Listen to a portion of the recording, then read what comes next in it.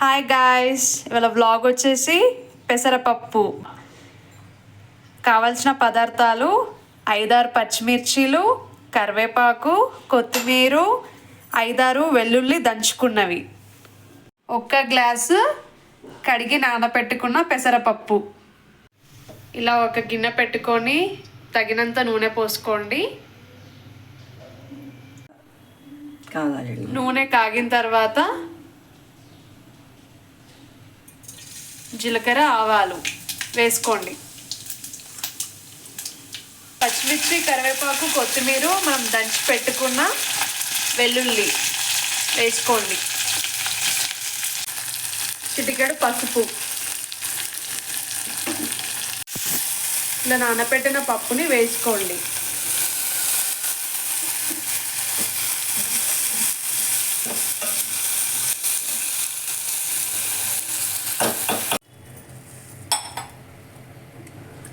ఇలా తగినంత నీళ్లు పోసుకొని కలుపుకోండి. పప్పు ఉడికిన తర్వాత తగినంత ఉప్పు వేసుకొని ఇలా కలుపుకోండి.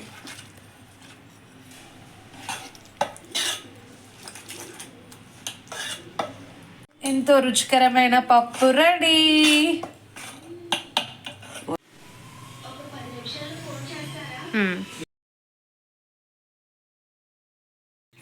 కొత్తిమీర, 2 పచ్చిమిర్చి, దంచి పెట్టుకున్న ఎల్లిపాయ, కొత్తిమీర, కరివేపాకు.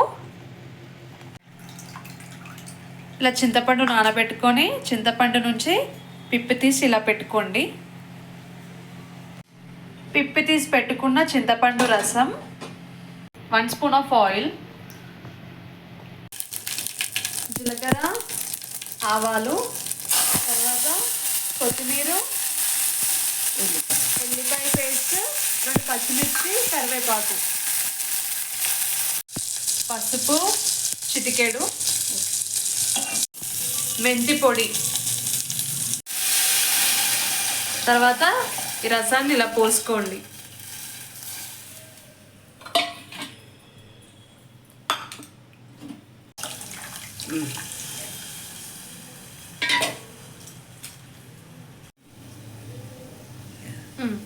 చిటికెడు కారం.